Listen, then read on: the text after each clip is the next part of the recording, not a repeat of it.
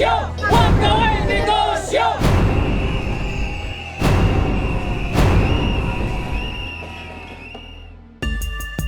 Krisis sa kuryente, blackout araw-araw, bilyong dolyar na utang ng Napocor. Ito ang mga pangunahing dahilan sa pagsasabatas ng EPIRA o Electric Power Industry Reform Act of 2001. Wherever they go, I have friends. Sina dating Senador Jan Osmeña at Sergio Osmeña III at Congressman Arnulfo Fuentebella ang mga pangunahing nagpanukala ng batas na ito. Halos 10 taon mula nang maisabatas ang EPIRA, di pa rin nadarama ang benepisyo nito sa taong bayan. Ay hindi po, wala pa po kaming kaalaman sa ganun. So far, wala po ako talaga idea, no? Pero, ayon sa ano na yun, kung maipatupad, makakatulong. Hindi rin, kung ano lang yung nakasaad doon sa papel, yun lang din ang binabasa namin. Pangako raw ng EPIRA Law ang abot kayang presyong kuryente at ang tiyak na supply nito sa mga consumers. Hindi raw ito totoo para kay Susan. Sa kuryente po talaga malaking gastos po talaga namin ikumpara namin sa ibang gastusin namin sa loob ng bahay. Talo pa niya yung gastusin sa bayaran sa eskwelahan. Bayarin sa Meralco, dinadaing talaga namin yung... Sa ilalim ng EPIRA, itinatag ang ERC o Energy Regulatory Commission. Ang ERC ang nagbabantay sa presyo ng kuryente. Subalit iba ang pagtingin dito ng Freedom from Debt Coalition. Sa Energy Regulatory Commission na ang performance ay palaging nagbibigay para sa mga aplikante ng mga malalaking private investors para itaas ang presyo ng kuryente. Yan ay sa loobin ng FDC, subalit ang komisyon naman ay mananatili sa kanyang paninindigan na ang kanyang dapat tingnan ay yung kapakanan ng consumers, hindi lang in terms of lowering power rates. Kasi kung meron kang murang kuryente pero wala namang mag-supply nito, wala ka rin magagamit. Ang komisyon ay nagtatakda ng sigil nang naaayon lang doon sa standard na dapat na sundin sa pagtatakda ng sigil. In infrastructure, we have requirements long neglected. Our network of roads, bridges, Bago pa man maisabatas ang EPIRA, may mga naging transaksyon sa pribadong sektor ang gobyerno. Pumirma sa kontrata ang gobyerno na nangangakong magbabayad sa independent power producers. Ito ang tinatawag na take or pay provision. Sa ilalim nito, obligado ang Napocor na bilhin ang kuryente ng IPPs kahit hindi pa ito kailangan. At siyempre, sa consumers nakakarga ang pambayad dito. Dahil dito, patuloy na tumaas ang bayarin ng gobyerno sa IPPs kahit na sobra-sobra na ang kuryente noong panahon ni dating Pangulong Ramos. Sa 48 IPP contracts na nagsimula noong 1991, mahigit sa kalahati nito ang inaprubahan ng dating Pangulong Ramos. Ang dating Pangulo pa mismo umano ang personal na nagsulong nito. Hindi rin isinulong ng Administrasyong Arroyo ang pagbabago sa mga kontrata.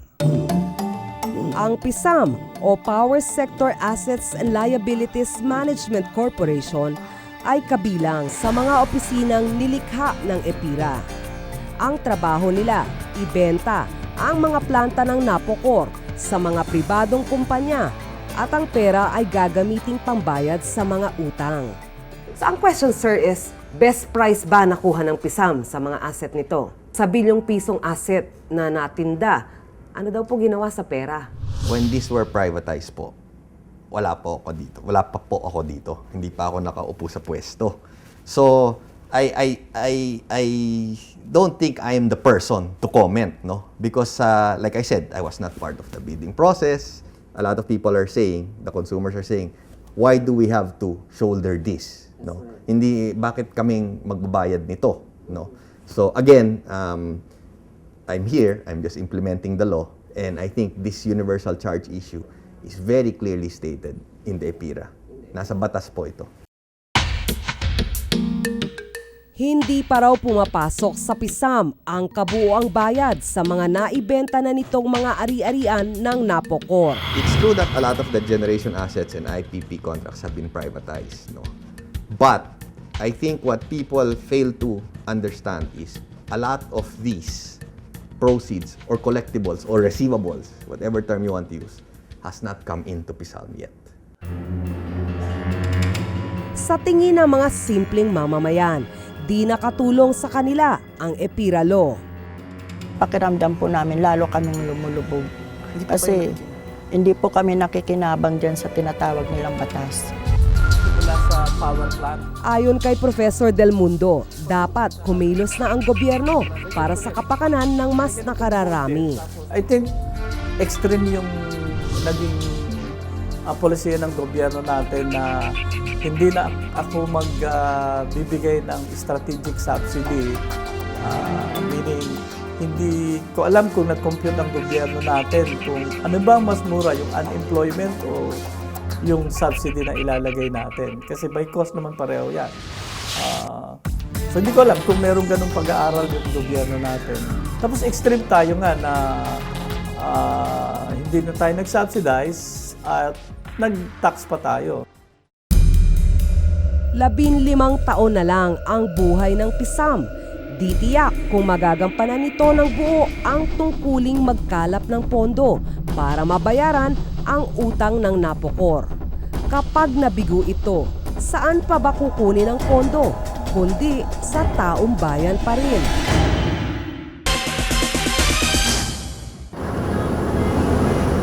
Sa paglawak ng mga lugar na may kuryente, umaabante ang mga industriya.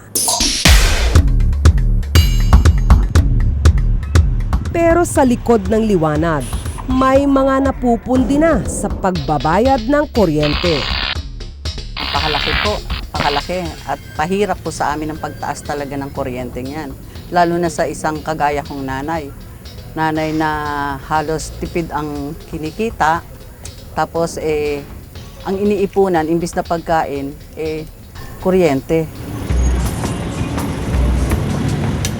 Sa barangay lang namin, buwan-buwan sinisingil na nagbibill kami ng almost 23,000 per month. So instead na ibubuhos pa namin sa mga proyekto, napunta na lang doon sa ating bayarin sa kuryente. Na kung ang isang household ay instead na gagamitin sa pagkain, shelter and clothing, yung pera, ipambabayad pa sa energy o sa kuryente. So that he's suffering what United Nations call the energy poverty. Ang pasaway na solusyon ng ilan, magnakaw ng kuryente. Kaysa halip na ibibili na lang nila ng pagkain, ibabayad pa sa kuryente. Di mag-jumper ka na lang, wala ka pang babayaran. Ang pagnanakaw ng kuryente ay may katapat na multa. Ang mga mahuhuli rito ay pagbabayarin ng mula 25 hanggang 100% dagdag na singil. Sa pagnanakaw ng kuryente, hindi ang mga nasa industriya ang apektado, kundi ang kapwa consumer.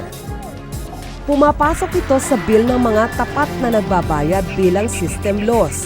Ang halaga ng ninanakaw na kuryente ay 40 sentimo kada kilowatt hour o 1 bilyong piso kada taon. And part of this, binabayaran ng consumer. Yung mga legal na consumers na nagbabayad ng tama, ang at the end of the day will suffer. Ayon sa Meralco, pinag-iigting nila ang operasyon laban sa mga gumagamit ng jumper.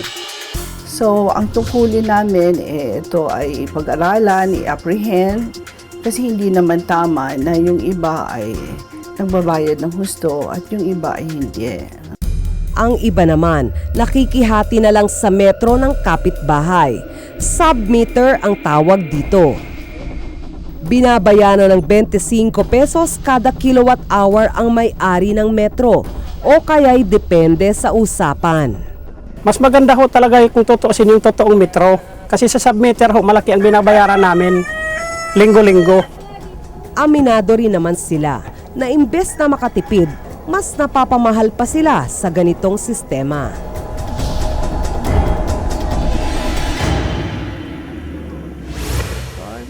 Ayon sa Meralco, may sapat silang programa para sa mahihirap. May diskwento raw ang mga bahay na mababa ang konsumo. Yung nagko-consume ng 0 to 100 kilowatt hours, malaki yung diskwento ang binibigay ng batas sa kanila. 50%, yung iba nga yung 0 to 20, 100% halos yung discount nila.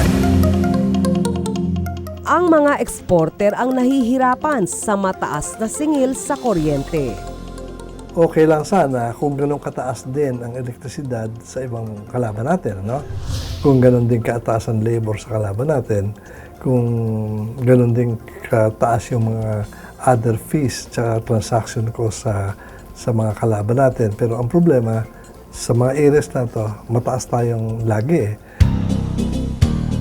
Dahil mas mura ang kuryente sa ibang bansa, talo sa kompetisyon sa presyo ang mga exporter na Pilipino. Kaya ikaw pag mataas ka sa elektrisidad, dapat bawiin mo sa ibang portion ng production cost. Saan ka babawi? Wala akong nakikita pagbabawian. Marami ang maliliit na negosyo na hindi na nakalaban. Ayon sa PECI, noong 2008 at 2009, higit 50% ng ating ekonomiya ay nasa industriya ng export. Ngayon daw, bumaba na ito sa 40% batay sa kanilang sariling pag-estima. Ang export industry natin, una-una, ay saddled with a lot of cost. Mataas ang manufacturing expense, wala naman talagang suportang nakukuha. Hindi kagaya ng mga ibang exporter natin sa mga kalaban sa ibang bansa, may mga suporta silang nakukuha sa gobyerno. Sa bawat kumpanyang nagsasara, nadadagdagan ang nagugutom na pamilya. Sa kasalukuyan, halos 3 milyong Pilipino na ang walang trabaho at halos 4 na milyong pamilya na ang sumasala sa pagkain.